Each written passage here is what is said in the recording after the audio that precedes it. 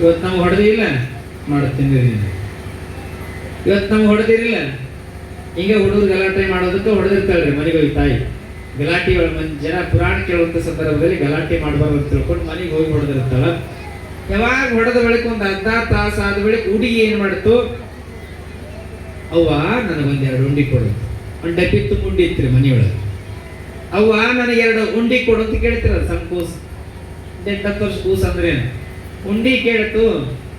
ದೇವ್ರಿಗೆ ಇನ್ನೂ ಎಡಿ ಮಾಡಿಲ್ಲ, ದೇವರಿಗೆ ಎಡೆ ಆದ್ಮೇಲೆ ಉಂಡಿ ಕೊಡ್ತೀನಿ, ಅಲ್ಲಿ ತನಕ ಕೊಡಲ್ಲ ಅಂದ್ರೆ ತಾಯಿ.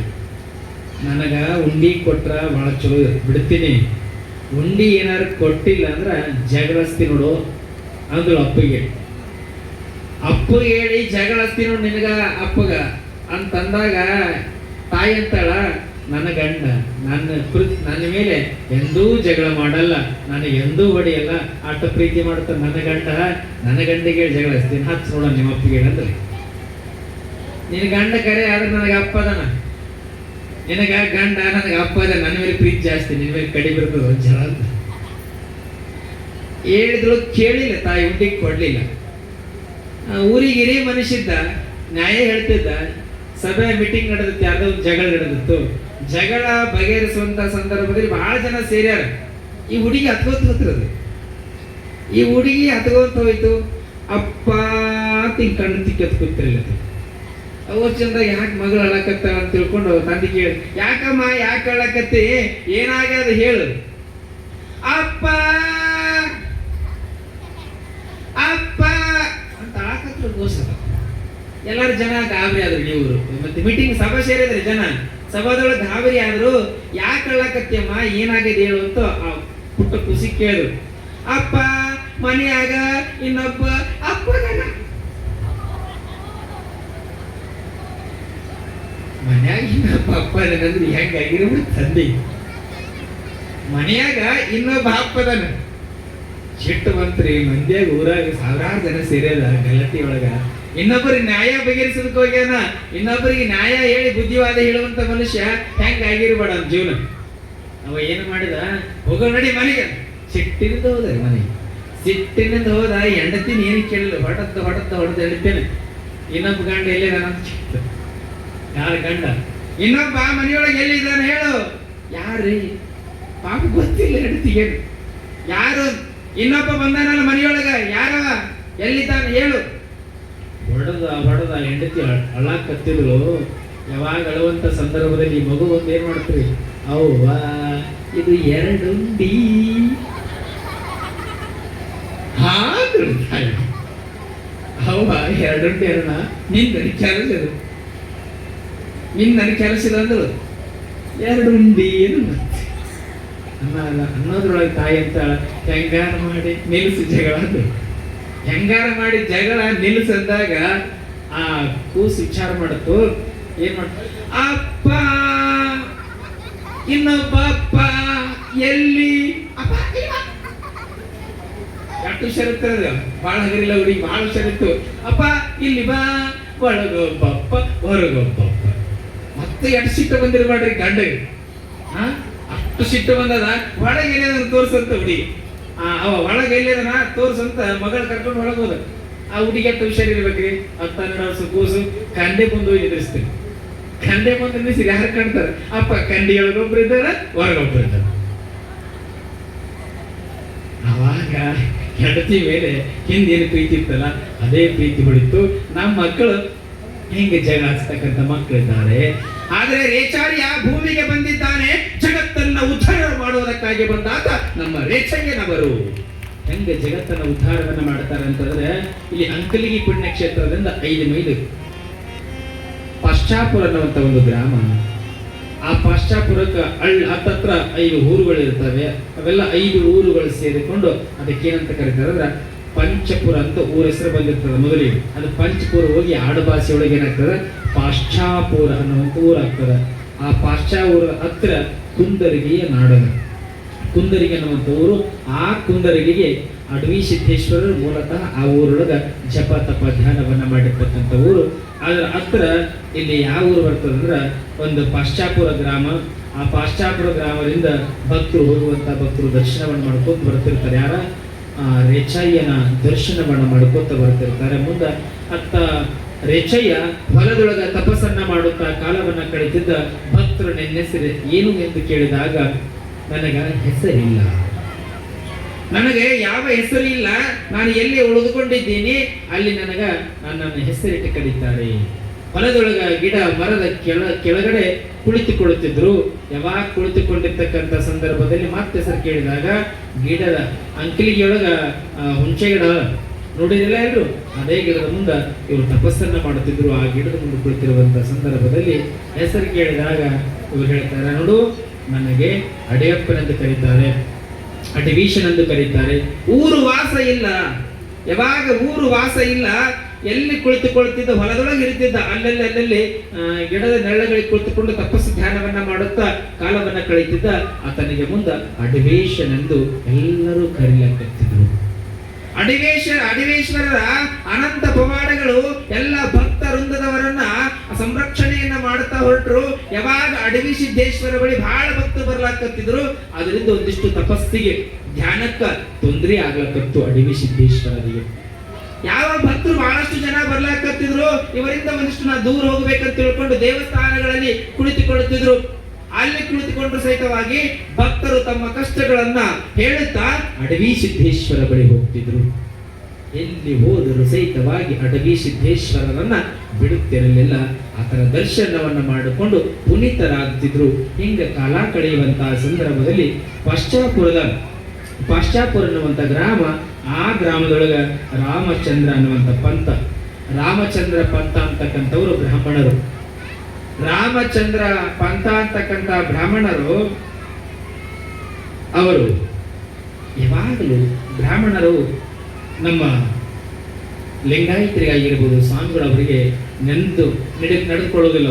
ನಡೆದುಕೊಳ್ತಾರೆ ಬ್ರಾಹ್ಮಣರು, ಎಂದಿಗೂ ಬ್ರಾಹ್ಮಣರು ನಡೆದುಕೊಳ್ಳುವುದಿಲ್ಲ. ಆದರೆ ರಾಮಚಂದ್ರ ಪಂಥ ಅವರು ಅಡವಿ ಸಿದ್ದೇಶ್ವರರನ್ನ ನೆನೆಯಿದ್ರು. ರಾಮಚಂದ್ರ ಪಂಥ ಅವರು ತನ್ನ ಕೊರಳೊಳಗ ಲಿಂಗವನ್ನ ಹಾಕಿಕೊಂಡು ಲಿಂಗ ದರ್ಶನವನ್ನ ಮಾಡಿಕೊಂಡು ಸದಾ ಕಾಲವಾಗಿ ಬ್ರಾಹ್ಮಣನಾಗಿದ್ದರೂ ಸಹಿತವಾಗಿ ಲಿಂಗ ಪೂಜೆಯನ್ನ ಮಾಡುತ್ತಾ ಕಾಲವನ್ನ ಕಳೀತಿದ್ದ. ಆದರೆ ಅಡವಿ ಸಿದ್ದೇಶನ ದರ್ಶನ ಇಲ್ಲದೆ ಒಂದು ನೀರು ಸಹಿತವಾಗಿ ಕುಡಿಯುತ್ತಿರಲಿಲ್ಲ. ಅಡವಿ ಸಿದ್ದೇಶ್ವರನ ದರ್ಶನವನ್ನ ಮಾಡಿಕೊಳ್ಳುತ್ತಿದ್ರು. ರಾಮಚಂದ್ರ ಪಂಥ ಅವರು ಹಿಂಗ ಕಾಲ ಕಳೆಯುವಂತಹ ಸಂದರ್ಭ ಬ್ರಾಹ್ಮಣರಿಗೆ ಒಂದಿಷ್ಟು ಚಿಂತೆ ಆಯಿತು. ಯಾಕೆ ಬ್ರಾಹ್ಮಣರು ವಿಚಾರವನ್ನ ಮಾಡುತ್ತಾರೆ, ರಾಮಚಂದ್ರ ಪಂಥ ಅವರು ನಮ್ಮ ಬ್ರಾಹ್ಮಣ ಕುಲದವರು, ಇವರು ಶೈವ ಕುಲದೊಳಗ ಭಕ್ತರನ್ನ ಉದ್ಧಾರವನ್ನ ಮಾಡುವಂತ ಅಡವಿ ಸಿದ್ದೇಶ್ವರರ ಆಚಾರ ವಿಚಾರಗಳನ್ನ ನೇಮಗಳನ್ನ ವೀರಶೈವ ಪದ್ಧತಿಗೆ ಅನುಗುಣವಾಗಿ ಲಿಂಗ ಪೂಜೆಯನ್ನ ಮಾಡುತ್ತಾ ಕಾಲವನ್ನ ಕಳೆದಾಕತ್ತಾನೆ ರಾಮಚಂದ್ರ ಪಂಥ ಅವರು.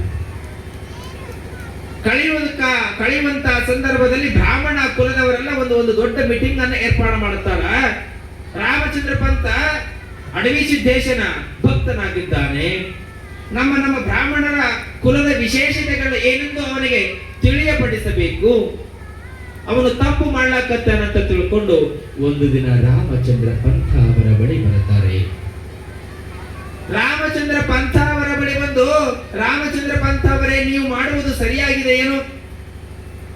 ನೀವು ಮಾಡ್ತಾ ಇರುವುದು ತಪ್ಪಲ್ಲವೇ ಅಂತ ಯಾವಾಗ ರಾಮಚಂದ್ರ ಪಂಥ ಅವರಿಗೆ ಹೇಳಿದ್ರು, ಅವಾಗ ರಾಮಚಂದ್ರ ಪಂಥ ಅವರು ಹೇಳ್ತಾರೆ, ಎಷ್ಟು ಚಂದ, ಬಸವಣ್ಣನು ಸಹಿತವಾಗಿ ಬ್ರಾಹ್ಮಣನಲ್ಲವೇ? ಬಸವಣ್ಣನ ಸಹಿತವಾಗಿ ಬ್ರಾಹ್ಮಣನಲ್ಲವೇ? ಚಾತವೇದ ಮಹಾಮುನಿಗಳಿಂದ ಲಿಂಗ ದೀಕ್ಷೆಯಿಂದ ಪಡೆದಿಲ್ಲವೇ? ಇಲ್ಲ. ಬ್ರಾಹ್ಮಣರ ಕುಲ ಬಹಳ ದೊಡ್ಡದದ. ಆ ನೇಮ ನಿತ್ಯ ಆಚಾರಗಳನ್ನು ನಮ್ಮ ಕುಲದೊಳಗೆ ಹುಟ್ಟಿ ಬಂದಿ ಅಂದ ಬಳಿಕ ನಮ್ಮ ಕುಲದ ಆಚಾರ ವಿಚಾರ ನೇಮಗಳನ್ನ ನೀನು ಪರಿಪಾಲನೆಯನ್ನ ಮಾಡಬೇಕು ಅಂತ ರಾಮಚಂದ್ರ ಪಂಥ ಅವರಿಗೆ ಹೇಳಿದಾಗ ರಾಮಚಂದ್ರ ಪಂಥ ಅವರು ಮತ್ತೆ ಹೇಳ್ತಾರೆ, ಯಾವುದೇ ಕಾರಣಕ್ಕೆ ಅಡವಿ ಸಿದ್ದೇಶನನ್ನ ನಾನು ಬಿಡುವುದಿಲ್ಲ. ಅಡವಿ ಸಿದ್ದೇಶ್ವರನ ನಾಮಸ್ಮರಣೆಯನ್ನು ಮಾಡ್ತೇನೆ. ಈ ಜೀವ ಇರೋ ತನಕ ಅಡವಿ ಸಿದ್ದೇಶನನ್ನ ನಾನು ಬಿಡುವುದಿಲ್ಲ. ಬ್ರಾಹ್ಮಣನ ಕುಲದೊಳಗೆ ಹುಟ್ಟಿರ್ತಕ್ಕಂಥ ಬಸವಣ್ಣನವರು ಸಹಿತವಾಗಿ ಶೈವ ವೀರಶೈವ ಪದ್ಧತಿಯ ಆಚಾರ ವಿಚಾರ ನೇಮ ನಿತ್ಯಗಳನ್ನು ಮಾಡಲಿಲ್ಲವೇ? ಬಸವಣ್ಣನವರು ಸಮಾಜಕ್ಕಾಗಿ ಒಳ್ಳೆಯ ಕೊಡುಗೆಗಳನ್ನು ಕೊಡಲಿಲ್ಲವೇ? ಬಸವಣ್ಣನವರ ನೇಮ ನಿತ್ಯಗಳು ಎಷ್ಟು ಇದ್ದಾವೆ? ಸಮಾಜಕ್ಕಾಗಿ ಒಳ್ಳೆಯ ವಿಷಯಗಳನ್ನು ಬಿತ್ತರಿಸಿ ಹೋಗಿದ್ದಾರೆ. ಅದರಂತೆ ಅಡವಿ ಸಿದ್ದೇಶ್ವರನನ್ನು ನಾವುಗಳು ಬಿಡುವುದಿಲ್ಲ. ಅದಕ್ಕೆ ಹೆಂಗ ರಾಮ ಪಂಥ ಅವರು ಅಡವಿ ಸಿದ್ದೇಶ್ವರನನ್ನ ಬಿಡುವುದಿಲ್ಲ ಅಂತ ತಿಳ್ಕೊಂಡು ಹೆಂಗ ಬ್ರಾಹ್ಮಣರಿಗೆ ಹಠದಟ್ಟು ಹೇಳಿದ, ಹಂಗ ಇಲ್ಲಿ ಬಮ್ಮಿಗಟ್ಟಿ ಗ್ರಾಮದ ಭಕ್ತರು ಸಹಿತವಾಗಿ ನಿಮ್ಮ ಭಕ್ತರನ್ನ ಉದ್ಧಾರವನ್ನ ಮಾಡುವುದಕ್ಕಾಗಿ ಬಂದಾತ ಶ್ರೀ ಹಿಂದೂದರ ದೇವರ ಪಾದವನ್ನ ಎಂದೂ ಬಿಡುವುದಿಲ್ಲ. ಅವರ ಪಾದದ ಅಂಗಳದೊಳಗೆ ನಾವೆಲ್ಲರೂ ಎಲ್ಲರೂ ಉಳಿದುಕೊಳ್ತೀವಿ ಅನ್ನುವಂಥವ್ರು ನೀವಾಗಬೇಕು. ಅವಾಗ ನಿಮ್ಮ ಜೀವ ಪಾವನ ಆಗ್ತಾರೆ. ಅವರು ಬಡಿಸಿದ ಅನುಕೂಲ ಆದರೆ ನೀವು ಸಾಧ್ಯ ಹೇಳ್ತೀನಿ. ನಿಮ್ಗ ಯುವಕರು ಸಿದ್ಧರಾಗರು, ಒಂದಿಷ್ಟು ಜನ, ಒಂದು 20 ಜನ ಹುಡುಗರು ಪರಮ ಪೂಜ್ಯರಿಂದ ರುದ್ರಾಕ್ಷಿ ಧಾರಣವನ್ನ ಮಾಡಿಕೊಳ್ಳಿ. ನೀವೆಲ್ಲ ನಮ್ಮ ಆಚಾರ ಪದ್ಧತಿ ವಿಚಾರ ನೇಮ ನಿತ್ಯಗಳು ಉಳಿಯಬೇಕು. ಯಾಕಂದ್ರೆ ನಮ್ಮ ಸಂಸ್ಕಾರಗಳು ಮೊದಲಿರ್ಬೇಕ್ರಿ. ದಯಮಾಡಿ ಹೇಳ್ತೀನಿ, ನಿಮ್ಗೆ ಯಾಕೆ ಹೇಳ್ತೀನಿ ಅಂದ್ರೆ, ಮನೆಯಲ್ಲಿ ಮಕ್ಕಳಿಗಾಗಿ ನೀವು ಮಾಡದೇ ಇದ್ರೂ ಸಹಿತವಾಗಿ ನಿಮ್ಮ ಮನೆಯ ನೇಮ ನಿತ್ಯಗಳನ್ನ ಮೊದಲು ಮಾಡಬೇಕು. ಹಣಿಗೆ ವಿಭೂತಿ ಹಚ್ಕೊಳ್ಳೋದು, ದೇವ್ರ ಪೂಜೆ ಮಾಡೋದು, ಇವೆಲ್ಲ ನಮ್ಮ ಸಂಸ್ಕಾರಗಳು. ನೀವು ಮಾಡೋದಕ್ಕೆ ಇಷ್ಟ ಇಲ್ಲದಿದ್ರೂ ಸಹಿತವಾಗಿ ನಿಮ್ಮ ಮಕ್ಕಳಿಗಾಗಿ ಮನೆಯೊಳಗೆ ಚಂದ 3 ಬಾಳ ವಿಭೂತಿ ಹಚ್ಕೊಳ್ಳೋದು, ದೇವರ ನಾಮಸ್ಮರಣೆಯನ್ನ ಮಾಡೋದು ನೀವು ತಂದೆ ತಾಯಿಗಳು ಮಾಡಿದ್ರೆ ನಿಮ್ಮ ಮಕ್ಕಳು ಮಾಡುತ್ತಾರೆ. ನೀವೇ ತಂದೆ ತಾಯಿಗಳು ಮಾಡಿಲ್ಲ ಅಂದ್ರೆ ಆಚಾರ ನೇಮ ನಿತ್ಯಗಳು ಯಾವುದು ಉಳಿಯುತ್ತದೆ. ಆಚಾರದೊಳಗ ನೇಮ ನಿತ್ಯಗಳು ಹಿಂದಕ್ಕೆ ನಿಮ್ಮ ಅತ್ತೆ ಮಾವರಾಗಿರ್ಬೋದು, ತಂದೆ ತಾಯಿಗಳಾಗಿರ್ಬೋದು, ಏನೆಲ್ಲ ನೇಮ ನಿತ್ಯಗಳನ್ನು ಮಾಡಿ ಹೋಗಿದ್ದಾರ, ಆ ನೇಮ ನಿತ್ಯಗಳನ್ನ ಮಾಡಿದರೆ ಸಾಕು ಭಗವಂತ ಬಲಿತಾನ. ಇಲ್ಲಿ ರಾಮಚಂದ್ರ ಪಂಥವರಿಗೆ ಅಡವಿ ಸಿದ್ದೇಶ್ವರನ ಆಶೀರ್ವಾದ ಆಗದೆ ಅಂತ ಮಹತ್ವವನ್ನ ನಾನು ಅರಗಡೆಗೆ ಬಿಟ್ಟಿರುವುದಿಲ್ಲ ತಿಳ್ಕೊಂಡು ಯಾವಾಗ ಬ್ರಾಹ್ಮಣರ ಹೇಳಲಿಕ್ಕೆ ಬಂದಿದ್ರಲ್ಲ ಅವ್ರಿಗೆ ಹೇಳಿ ಕಳಿಸಿ ಬಿಡುತ್ತಾರೆ. ಇನ್ನು ಮುಂದೆ ಒಳ್ಳೇದಾಗಲಿ ತಿಳ್ಕೊಂಡು ಅವರು ಶಾಂತ ಚಿತ್ತರಾಗಿ ಬ್ರಾಹ್ಮಣರು ಸಹಿತವಾಗಿ ತಮ್ಮ ಮನೆಗಳಿಗೆ ಹೋಗ್ತಾರೆ. ಈತನ ರೀತಿ ನೀತಿಗಳೇನೇ ಬೇರಿದ್ದಾವೆ, ಒಳ್ಳೆಯದಾಗಲಿ ಅನ್ನುವಂಥ ನಿಟ್ಟಿನೊಳಗ ಬ್ರಾಹ್ಮಣರು ತಮ್ಮ ಮನೆಗೆ ಹೋಗ್ತಾರೆ. ಯಾರು ಒತ್ತಾಯವನ್ನ ಮಾಡೋದಿಲ್ಲ. ಮುಂದಿನ ದಿನಮಾನಗಳಲ್ಲಿ ರಾಮಚಂದ್ರ ಪಂತ್ ಅವರು ಪ್ರತಿನಿತ್ಯರು ಸಹಿತವಾಗಿ ಅಂಕಲಿಗೆ ಹೋಗಿ ಅಡವಿ ಸಿದ್ದೇಶ್ವರನ ದರ್ಶನವನ್ನ ಪಡೆದುಕೊಂಡು ನಂತರದಲ್ಲಿ ಪ್ರಸಾದವನ್ನ ಮಾಡತಕ್ಕಂಥವರಾಗಿದ್ರು. ಹಿಂಗ ಕಾಲ ಕಳೆಯುವಂತ ಸಂದರ್ಭದಲ್ಲಿ ಮಾರ್ಕಂಡಯ್ಯ ನದಿ ಅಂತ ಬರುತ್ತದೆ. ಯಾವಾಗ ಈ ಮಾರ್ಕಂಡಯ್ಯ ನದಿ ಯಾವಾಗಲೂ ಹರಿತಿರ್ತದೆ, ಎಂದೂ ಸಹಿತವಾಗಿ ಈ ಮಾರ್ಕಂಡಯ್ಯ ನದಿ ಬತ್ತುವುದಿಲ್ಲ, ಎಂದೂ ಬತ್ತುವುದಿಲ್ಲ ಮಾರ್ಕಂಡಯ್ಯ ನದಿ. ಒಂದು ದಿನ ಮಾರ್ಕಂಡಯ್ಯ ನದಿ ಮಳೆ ಹಳ್ಳಕೊಳ್ಳದಿಂದ ಧಾರಾಕಾರವಾಗಿ ಬಹಳಷ್ಟು ತುಂಬಿ ಮಾರ್ಕಂಡಯ್ಯ ನದಿ ಹರಿಯುವಂತಹ ಸಂದರ್ಭ. ಮಾರ್ಕಂಡಯ್ಯ ನದಿ ಹರಿಯುವಂತಹ ಸಂದರ್ಭದೊಳಗ ಯಾರು ಮಾರ್ಕಂಡಯ್ಯ ನದಿಯನ್ನ ದಾಟತಕ್ಕಂಥವ್ರು ಯಾರು ಇದ್ದಿಲ್ಲ. ಮಾರ್ಕಂಡಯ್ಯ ನದಿಯನ್ನ ದಾಟಬೇಕಂದ್ರೆ ಅರಗೋಲು ಹಾಕಬೇಕು. ಅರಗೋಲು ಹಾಕುವವರು ಸಹಿತವಾಗಿ ಭಯಭೀತರಾದರು. ಇಲ್ಲಿ ಆ ಸಮುದ್ರದ ಅಲೆಗಳಂತೆ ಮಾರ್ಕಂಡಯ್ಯ ನದಿ ಹರಿಲಕ್ಕತ್ತದೆ. ಇಲ್ಲಿ ಪಶ್ಚಾಪುರದಿಂದ ದಾಟಬೇಕಾದ್ರೆ ಮಾರ್ಕಂಡಯ್ಯ ನದಿ ಅಡ್ಡ. ಆ ಮಾರ್ಕಂಡಯ್ಯ ನದಿಯನ್ನ ದಾಟಿಕೊಂಡು ಪ್ರತಿನಿತ್ಯರು ಸಹಿತವಾಗಿ ರಾಮಚಂದ್ರ ಪಂಥ ಅವರು ಅಡವಿ ಸಿದ್ದೇಶ್ವರನ ದರ್ಶನವನ್ನು ಪಡೆದುಕೊಂಡು ಬರುತ್ತಿದ್ರು. ಯಾವಾಗಿನ ಮಾರ್ಕಂಡಯ್ಯ ನದಿ ಹರಿಲಕ್ಕತ್ತು ಜನರು ಸಹಿತವಾಗಿ ಅರಗೋಲು ಹಾಕಲಿಲ್ಲ, ಯಾರೂ ಹೋಗಲಿಲ್ಲ, ಭಯಭೀತರಾದರು. ಯಾವಾಗ ಭಯಭೀತರಾದರು ಎಲ್ಲರೂ ಬೆಳಗಿನ ಜಾವದಲ್ಲಿ ಸಂದರ್ಭದಲ್ಲಿ ರಾಮಚಂದ್ರ ಪಂಥ ಅವರು ಮಾರ್ಕಂಡಯ್ಯ ನದಿಗೆ ಹೋಗಿ ಸ್ನಾನವನ್ನ ಮಾಡುತ್ತಾರೆ. ಮೊದಲು ಸ್ನಾನ ಮಾಡಿದ ಬಳಿಕ ಅಲ್ಲಿರ್ತಕ್ಕಂಥ ಜನರಿಗೆ ಗೊತ್ತದ ಇವತ್ತು ಮಾರ್ಕಂಡಯ್ಯ ನದಿ ಭೂತ್ಕರಿತಾ ಇದೆ. ಈ ಮಾರ್ಕಂಡಯ್ಯ ನದಿಯನ್ನ ದಾಟಿ ರಾಮಚಂದ್ರ ಪಂಥ ಅವರೇ ಹೋಗಬೇಡ್ರಿ, ನಿಮ್ಮ ಜೀವ ಹೋಗ್ತದ, ಬಹಳಷ್ಟು ಸೆಳವದ ಆ ಸೆಳವಿನೊಳಗೆ ನೀವು ಸಿಲುಕಿಕೊಂಡರೆ ಹೊರಗೆ ಬರುವುದಿಲ್ಲ. ಹೇಳಿದ್ರು ಕೇಳಲಿಲ್ಲ.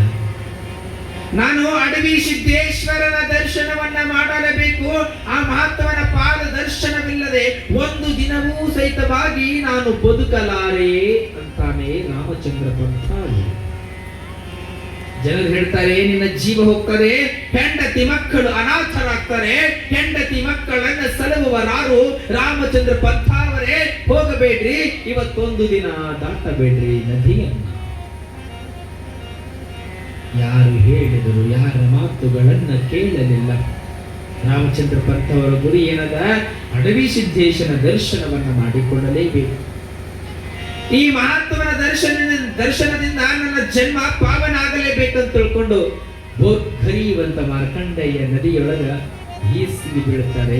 ಯಾವಾಗ ನದಿಯೊಳಗ ಜಿಗಿದ್ರು ತತ್ಕ್ಷಣದೊಳಗ ಯಾರಿಗೂ ಕಾಣಲಾರದಂಗ ಸೆಳವಿಗೆ ಎಲ್ಲೋ ಹೋಗಿಬಿಟ್ರು. ಆ ಸೆಳವಿನೊಳಗ ಎಷ್ಟೊತ್ತು ಈಜು ಬಿಡಲಿಕ್ಕೆ ಸಾಧ್ಯ? ಕೈಗಳೆಲ್ಲ ಸೋಲ್ತವೆ. ಅಲ್ಲಿ ನೆರೆದಿರ್ತಕ್ಕಂಥ ಜನ ಆ ಮಾರ್ಕಂಡೇಯ ನದಿಯ ಮುಂದೆ ಒಂದಿಷ್ಟು ಜನಗಳು ಬೆಳಗಿನ ಜಾವ ನಿಂತ್ಕೊಂಡಿದ್ರಲ್ಲ, ಯಾವಾಗ ರಾಮಚಂದ್ರ ಪಂತ್ ಅವರು ನೀರಿನೊಳಗ ಈಜುದಕ್ಕ ಆ ಹೊಳೆಯನ್ನ ನದಿಯನ್ನ ಹಾರಿದ್ರು. ಜನ ಹೇಳಿದ್ರು, ಇನ್ನ ರಾಮಚಂದ್ರ ಪಂತ್ ಅವರು ಸತ್ತು ಹೋದ್ರು, ಉಳಿಯೋದಿಲ್ಲ. ಈ ಮಾರ್ಕಂಡೇಯ ನದಿಯನ್ನ ದಾಟ್ಲಿಕ್ಕೆ ಆಗೋದಿಲ್ಲ, ದರ್ಶನ ಆಗೋದಿಲ್ಲ. ಹೆಂಡರು ಮಕ್ಕಳು ಬೀದಿಗೆ ಬಂದ್ರು ಅಂತ ತಿಳ್ಕೊಂಡು ಓಡೋಡಿ ಓಡೋಡಿ ಓಡೋಡಿ ಬರ್ತಾರೆ. ರಾಮಚಂದ್ರ ಪಂತ್ ಅವರ ಮನೆಗೆ ಬರ್ತಾರೆ. ಮನೆಗೆ ಬಂದು ನೋಡ್ರಿ ನಿಮ್ಮ ಗಂಡ ಹೊಳಿಗೆ ನದಿಯನ್ನ ದಾಟೋದಕ್ಕೆ ಹೋದ್ರು, ಇನ್ನೇನು ನಿನ್ನ ಗಂಡ ಉಳಿಯುವುದಿಲ್ಲ. ನೀರಿನೊಳಗೆ ಹಾರಿದ್ದಾರೆ, ನಿನ್ನ ಗಂಡ ಬದುಕುವುದಿಲ್ಲ ಅಂತ ಹೇಳಿದಾಗ ಗಂಡ ಹೆಂಡತಿ ದುಃಖ ಮಾಡ್ಲಾಕತ್ತಿದ್ರು. ಒಂದಿಷ್ಟು ಜನ ಅಲ್ಲಲ್ಲಿ ಮಾರ್ಕಂಡೇಯ ನದಿಯ ದಡದತ್ತ ಅಲ್ಲಲ್ಲಿ ಹುಡುಕ್ಲಾಕತ್ತಿದ್ರು. ಎಲ್ಲಿಯಾದ್ರೂ ಜೀವ ಹೋಗಿ ನದಿ ಹೊರಗಡೆ ಬಿದ್ದಿರಬಹುದೇನಂತ ತಿಳ್ಕೊಂಡು ಹುಡುಕಾಡ್ಲಾಕತ್ತಿದ್ರು. ಎಲ್ಲಿ ಸಿಗುತ್ತಾನೆ? ರಾಮಚಂದ್ರ ಪಂತ್ ಅವರು ಯಾರಿಗೆ ಸಿಗ್ಲಿಲ್ಲ. ಈಜು ಹೊಡೆದ್ರು ಕೈ ಕಾಲುಗಳೆಲ್ಲ ಸೋತು ಹೋಗ್ತದೆ, ಶಕ್ತಿ ಕಡಿಮೆ ಆಗ್ತದೆ. ರಾಮಚಂದ್ರ ಪಂತ್ ಅವರ ಶಕ್ತಿ ಕಡಿಮೆಯಾದಾಗ ಒಂದು ಮಾತು ನೆನೆಸ್ಕೊಳ್ತಾರೆ ರಾಮಚಂದ್ರ ಪಂತ್ ಅವರು, ಅಡವಿ ಸಿದ್ದೇಶ ನಿನ್ನ ಪಾದ ದರ್ಶನ ಆದರೆ ಹಂಗ ನನ್ನ ಪ್ರಾಣ ಹೋದ್ರೆ ನಾನು ಪಾಪಿಷ್ಟನಪ್ಪ, ನನ್ನಂತ ಪಾಪಿ ಯಾರೂ ಇಲ್ಲ ಅಂತ ದುಃಖ ಮಾಡುತ್ತಾನೆ ರಾಮಚಂದ್ರ ಪಂಥ. ಯಾವಾಗ ರಾಮಚಂದ್ರ ಪಂಥ ಅವರು ಅಡವಿ ಸಿದ್ದೇಶ ನಿನ್ನ ದರ್ಶನ ನನಗಾಗಲೇಬೇಕು, ಎಂತ ಕಠಿಣ ಪ್ರಸಂಗ ಬಂದರೂ ಸಹಿತವಾಗಿ ದಾಟಿಕೊಂಡು ಬರಬೇಕಂದ್ರೆ ಕೈಕಾಲುಗಳಲ್ಲಿ ಶಕ್ತಿ ಇಲ್ಲದಾಗಿ ಹೋಗದೆ, ನನ್ನ ಹೆಂಡತಿ ಮಕ್ಕಳು ಮುಗಿತು ಅವ್ರ ಜೀವನ, ನಾನು ಶಿವನ ಪಾದವನ್ನ ಸೇರುವಂತ ಸಂದರ್ಭ, ಅಡವಿ ಸಿದ್ದೇಶ್ವರನೇ ನಿನ್ನ ಪಾದವನ್ನ ಮುಟ್ಟದೆ ನನ್ನ ಜೀವ ಹೋಗ್ತಾರಲ್ಲ ಅಂತ ನನಗ ದುಃಖ ಆಗ್ಯಾರ ಅಂತ ದುಃಖ ಮಾಡ್ಲಕತ್ತಿದ ರಾಮಚಂದ್ರ ಪಂಥ. ಯಾವಾಗ ದುಃಖ ಮಾಡ್ಲಕತ್ತಿದ? ತಾಯಿಯ ಕರುಣಾಮಯಿ ಅಲ್ಲವೇ ಅಡವಿ ಸಿದ್ದೇಶ್ವರರು. ಕೈ ಹಿಡಿದು ಹಿಂಗೆ ಎಬಿಸಿದಂಗ ಆಗ್ತದ, ನೀರೊಳಗಿಂದ ಕೈ ಹಿಡಿದು ಹಿಂಗೆ ಎಬಿಸಿದಂಗ ಆಗ್ತದ. ತಕ್ಷಣದೊಳಗ ಹಿಂಗೆ ಹತ್ತಿರದಿಂದ ಹಿಂಗೆ ನೋಡ್ತಾನೆ ಎಲ್ಲ ಕಡೆ ರಾಮಚಂದ್ರ ಪಂಥ ಅವರು. ಯಾರೂ ಕಣ್ಣಿಗೆ ಕಾಣೋದಿಲ್ಲ. ನಿಧಾನವಾಗಿ ಏನೂ ತೊಂದರೆ ಆಗದಂಗ ಆ ಮಾರ್ಕಂಡೇಯ ನದಿಯನ್ನ ದಾಟಿ ಮೊದಲಿಗೆ ಎಲ್ಲಿ ಹೋಗ್ತಾನೆ? ಸಿದ್ಧಲಿಂಗೇಶ್ವರನ ದರ್ಶನವನ್ನ ಮಾಡ್ಕೊತಾನೆ. ದರ್ಶನವನ್ನ ಮಾಡಿಕೊಂಡು ಅಡವಿ ಸಿದ್ದೇಶ್ವರನ ಬಳಿ ಹತ್ತಿರ ಬರ್ತಾನೆ. ಅಡವಿ ಸಿದ್ದೇಶ್ವರನ ದರ್ಶನವನ್ನ ಮಾಡಿಕೊಂಡ್ರು. ನಮಸ್ಕಾರ ಮಾಡಿದ ಬಳಿಕ ಸಂತೋಷ ಆಯಿತು. ರಾಮಚಂದ್ರ ಪಂತ್ ಅವರಿಗೆ ಸಂತೋಷ ಆಗಿರುವಂತಹ ಸಂದರ್ಭದಲ್ಲಿ ಅಡವಿ ಸಿದ್ದೇಶ್ವರರು ಒಂದು ಮಾತು ಹೇಳ್ತಾರೆ, ನೋಡಪ್ಪ, ನಿನ್ನ ಪ್ರಾಣ ರಕ್ಷಣೆಯನ್ನ ಉಳಿಸುವಂತ ಭಾರ ಸಿದ್ಧಲಿಂಗೇಶ್ವರ ನನ್ನ ಮೇಲೆ ಹಾಕಿದ. ನಿನ್ನನ್ನ ಕಾಪಾಡುವುದಕ್ಕಾಗಿ ನಿನ್ನ ಭಾರ ನನ್ನ ಮೇಲೆ ಹಾಕಿದ್ದ ಅಡವಿ ಸಿದ್ದೇಶ್ವರ. ಅದಕ್ಕೆ ನಿನ್ನ ಕೈ ಹಿಡಿದು ಎತ್ತಿ ಹೇಳಿದೆ, ಕರ್ಕೊಂಡೆ ಎತ್ತಿ ತಿಳ್ಕೊಂಡು ಹೇಳ್ತಾನೆ. ಅವಾಗಪ್ಪ ನನ್ನ ಜೀವ ಹೋಗ್ತಿತ್ತು, ನನಗೆ ಸಂತೋಷ ಆಯ್ತು ತಿಳ್ಕೊಂಡು ರಾಮಚಂದ್ರ ಪಂತ್ ಅವರು ಹೇಳಿದಾಗ ಪಾದಕ್ಕೆ ನಮಸ್ಕಾರವನ್ನು ಮಾಡಿದ ಸಂತೋಷ ಭರಿತನಾದ. ಇನ್ನು ಮುಂದೆ ನೀನು ಇಲ್ಲಿಗೆ ಬರಬೇಡ, ಇನ್ನು ಮುಂದೆ ಸುಖಿಯಾಗಿರು, ಚಿಂತೆಯನ್ನು ಮಾಡಬೇಡ ಅಂತ ತಿಳ್ಕೊಂಡು ಅಡವಿ ಸಿದ್ದೇಶ್ವರನ ಆಶೀರ್ವಾದವನ್ನ ಮಾಡಿ ಹಣ್ಣಿನ ಫಲವನ್ನ ಕೊಡ್ತಾರೆ. ಶ್ರೀ ಹಣ್ಣಿನ ಫಲವನ್ನ ಕೊಟ್ಟು, ನೀ ಎಲ್ಲಿದ್ದೀಯ ಸದಾವಕಾಲವಾಗಿ ಅಲ್ಲಿರ್ತೀನಿ, ನನ್ನ ನಾಮಸ್ಮರಣೆಯನ್ನ ಮಾಡು, ನಿನಗೆ ಒಳ್ಳೇದಾಗ್ತದೆ ಅಂತ ತಿಳ್ಕೊಂಡು ಪ್ರತಿ ತಿಂಗಳಿಗೆ ಒಂದ್ಸಾರಿ ನೀನು ಅನುಕೂಲ ಆದ್ರೆ ಇಲ್ಲಿ ದರ್ಶನಕ್ಕೆ ಬಾ, ಅಲ್ಲೇ ಇರು, ನಿನಗೆ ಒಳ್ಳೇದಾಗ್ತದೆ ಅಂತ ತಿಳ್ಕೊಂಡು ಅಡವಿ ಸಿದ್ದೇಶ್ವರರು ರಾಮಚಂದ್ರ ಪಂತ್ ಅವರಿಗೆ ಆಶೀರ್ವಾದವನ್ನ ಮಾಡಿ ಕಳಿಸ್ತಾರೆ. ಇದು ಅಡವಿ ಸಿದ್ದೇಶ್ವರನ ಆಶೀರ್ವಾದ. ಅಡಿಗಡಿಗೆ ಶಿವನ ಆಶೀರ್ವಾದ ಆಯ್ತು ಇಡೀ ಭಕ್ತವೃಂದದವರು. ಇಲ್ಲಿ ಅಡವಿ ಸಿದ್ದೇಶ್ವರನಿಗೆ ನಿಜವಾಗಲೂ ನನ್ನ ಶಿಷ್ಯ ಅಂತ ತಿಳ್ಕೊಂಡು ಬಹಳ ಸಂತೋಷ ಭರಿತನಾದರು ಅಡವಿ ಸಿದ್ದೇಶ್ವರರು. ಯಾವಾಗ ಸಂತೋಷ ಭರಿತನಾಗಿ ಸಾಯಂಕಾಲದ ಸಮಯ ಆಯ್ತು, ಊರೊಳಗೆ ಹೆಂಡತಿ ಮಕ್ಕಳು ಎಲ್ಲರೂ ಕಣ್ಣೀರನ್ನು ಹಾಕುವಂತಹ ಸಂದರ್ಭ. ಅಷ್ಟೊತ್ತಿಗೆ ನದಿ ಸರ್ವದೇ ಆನಂದವಾಗಿ ದಾಟಿಕೊಂಡು ರಾಮಚಂದ್ರ ಪಂಥ ಅವರು ಊರಿಗೆ ಬಂದರು. ಮತ್ತೆ ರಾಮಚಂದ್ರ ಪಂತ್ ಅವರು ಊರಿಗೆ ಬಂದು ಯಾವಾಗ ಹೆಂಡತಿ ಮಕ್ಕಳನ್ನ ನೋಡಿದ್ರು, ಹೆಂಡತಿ ಮಕ್ಕಳು ಗಂಡನನ್ನ ನೋಡಿದ್ರು, ಹೋದೇವ ನಿಜವಾಗಲೂ ನರ ಮಾನವ ರೂಪದೊಳಗ ಭಕ್ತರನ್ನ ಉದ್ಧಾರವನ್ನ ಮಾಡುವುದಕ್ಕಾಗಿ ಸದ್ಗುರು ಅಡವಿ ಸಿದ್ದೇಶ್ವರ ಅಂತ ತಿಳ್ಕೊಂಡು ಇಡೀ ಕುಟುಂಬವೇ ಗುಣಗಾನವನ್ನ ಮಾಡುತ್ತಾ ಇವೆ ಅಂತ ಮಹಾತ್ಮ. ಯಾರು ಕಷ್ಟ ಅಂತ ಬಿಡುತ್ತೀರಿ, ಏನು ಅಂದುಕೊಂಡು ಕಾಯಕಗಳನ್ನ ಮಾಡುತ್ತೀರಿ, ಅಂದಿಗುಂಟು ಇಂದಿಗುಂಟು ಅದರಾಮರವಾಗಿ ಅವರ ಪವಾಡಗಳು. ಈ ಶ್ರೀಗಳು ಇವತ್ತೇನು ಮಾತಾಡುವಂತ ಸಂದರ್ಭದಲ್ಲಿ ಹೇಳಿದ್ರು ಒಂದು ಮಾತು, ನಮಗೆ 18 ವರ್ಷ ಆಗಿತ್ತಂತೆ ಯಾರಿಗೆ ಮಕ್ಕಳಾಗಿರ್ಲಿಲ್ಲ. ಯಾಕೆ ಹೇಳ್ತೀನಿ ಅಂದ್ರೆ ಸತ್ಯ ಘಟನೆಗಳು ಇಲ್ಲೇ ಇದ್ದಾವೆ. ಎಷ್ಟೋ ವರ್ಷಗಳ ಹಿಂದೆ ಆಗಿಬಿಟ್ಟಿದ್ದಾವೆ ಸತ್ಯ ಘಟನೆಗಳು. 18 ವರ್ಷಗಳಾದರೂ ಸಹಿತವಾಗಿ ಮಕ್ಕಳಾಗಿರ್ಲಿಲ್ಲ. ಇಲ್ಲಿ ಅಡವಿ ಸಿದ್ದೇಶನ ಕರ್ತೃಗತ್ತಿಗೆ ಕೊಂದು ಬೇಡಿಕೊಂಡು ಹೋದ್ರೆ ಬರ ವರ್ಷ ಅನ್ನೋದ್ರೊಳಗ ಅವಳಿ ಜವಳಿ ಮಕ್ಕಳು ಹುಟ್ಟಿದ್ರಂತ. ಇದು ಪುಣ್ಯದ ಆಶೀರ್ವಾದ, ಅಡವಿ ಸಿದ್ದೇಶ್ವರನ ಆಶೀರ್ವಾದ. ಯಾಕಂದ್ರೆ ಭಯ ಭಕ್ತಿಯಿಂದ ಯಾರು ನಡೆದುಕೊಳ್ಳುತ್ತೀರಿ ಅವರು ನಿಜವಾಗಲೂ ಅವರಿಗೆ ಬೇಡಿದ ಫಲಗಳಿದ್ದಾವೆ. ನಾವು ಸಹಿತವಾಗಿ ನಿನ್ನೆ ಅಡವಿ ಸಿದ್ದೇಶ್ವರ ನಿಜವಾಗಲೂ ಪವಾಡಗಳು ಇದ್ದಾವೆ ಅನ್ನೋದಕ್ಕೆ ಇವತ್ತು ತೊಟ್ಟಿಲ ಕಾರ್ಯ ನಡೆದದಲ್ಲ. ಈ ತೊಟ್ಟಿಲ ಕಾರ್ಯ ನಡೆಯೋದಕ್ಕೆ ಅದು ಮುನ್ಸೂಚನೆ ನನ್ನ ಸ್ವಪ್ನದೊಳಗೆ ನಿನ್ನೆ ಸ್ವಪ್ನ ಆಗಿರ್ತಕ್ಕಂಥದ್ದು. ತುಂಬು ಗರ್ಭಿಣಿ ಹೆಣ್ಣು ಮಗಳು ಸ್ವಪ್ನದೊಳಗೆ ಬಂದಾಳಂದ್ರೆ ಇದು ಸಾಮಾನ್ಯವಾದ ಮಾತಲ್ಲ. ಮಲಗಿರುವಂತ ಸಂದರ್ಭದಲ್ಲಿ ಇಲ್ಲಿ ತೊಟ್ಟಿಲ ಅಂತ ನಾವೆಲ್ಲ ವೇದಿಕೆಯೊಳಗೆ ಇದಕ್ಕೆ ವ್ಯಾಸಪೀಠ ಅಂತ ಕರೀತೇವೆ. ಇಲ್ಲಿ ನಾವು ಹೇಳಿ ಹೋಗಿದ್ದೇವೆ, ಸ್ವಪ್ನದೊಳಗ ತುಂಬಿದ ಗರ್ಭಿಣಿ ಬಂದಾಳಂದ ಬಳಿಕ ಇದು ತಪಸ್ಸು ಮಾಡಿದ ಜಾಗ ಅಡವಿ ಸಿದ್ದೇಶ್ವರರು ಸದಾವ ಕಾಲವಾಗಿ ಬೊಮ್ಮಿಗಟ್ಟಿ ಗ್ರಾಮದೊಳಗ ಅಡವಿ ಸಿದ್ದೇಶ್ವರರು ನೆಲೆಗೊಂಡಿದ್ದಾರೆ. ಇದು ಪುಣ್ಯದ ಊರು, ಪುಣ್ಯದ ತಾಣ ಬೊಮ್ಮಿಗಟ್ಟಿ ಗ್ರಾಮ. ಎಲ್ಲಾ ಬೇಕಾದಷ್ಟು ಊರುಗಳಿದ್ದಾವ್ರಿ, ಆದ್ರೆ ನಿಮ್ಮೂರನ್ನೇ ಯಾಕೆ ಹರಿಸಿಕೊಂಡ್ರು?